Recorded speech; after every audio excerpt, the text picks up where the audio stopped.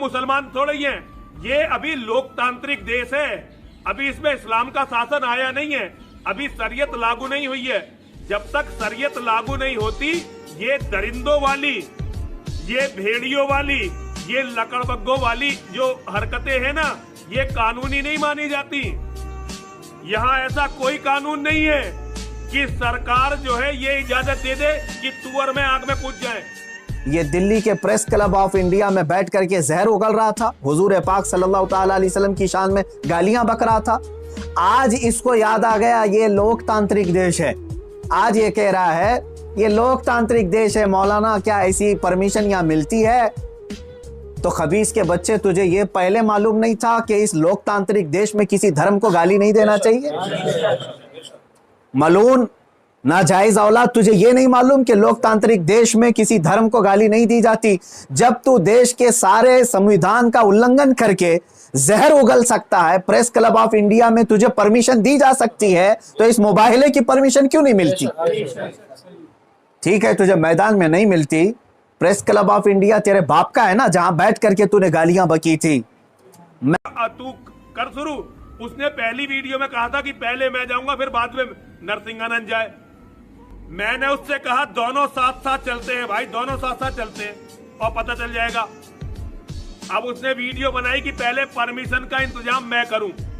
अबे जाहिल, अबे गवार, अबे गधे, अबे मूर्ख, अबे हम मुसलमान थोड़े ही हैं।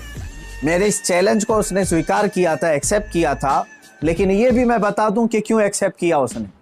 वो बिल में बैठा हुआ चूहा, उसे मालूम था कि गवर्नमेंट इस तरह करने की इजाजत देती नहीं, इसलिए वो अपने कौम में हीरो बनने के लिए इस तरह की चैलेंज को एक्सेप्ट तो कर लिया। वरना आप सबको मालूम है मेरे मुसलमानों कि पाखंडी और बलात्कारी और माल का पुजारी, उसके अंदर मुबाहिला करने की ताकत है, मुबाहिला कर सकता है वो। उसका उसके खुद के दीन और धर्म से कोई ताल्लुक नहीं है। मैं ये चैलेंज के साथ कहता हूं, सनातन धर्म से भी उसका कोई ताल्लुक नहीं है। अब मैं जब बार बार उसको ललकारता रहा, तो अभी जाकर के अब वो मेरे जवाब में कहता है मौलाना मैदान छोड़ करके भाग रहा है, परमिशन की जिम्मेदारी मेरे ऊपर डाल रहा है। आप सब ठंडे दिमाग से सोच करके बताएं, परमिशन की जिम्मेदारी इसको ना दूं तो और किसको दूं? इसलिए कि ये इसके आज हुकूमत इसकी पुश्त पनाही में है और ये नाजायज औलाद में से है उनकी। सारी परमिशन वगैरह की जिम्मेदारी तो तुम्हारी हाथ में है ना, मुझे परमिशन की जरूरत नहीं है।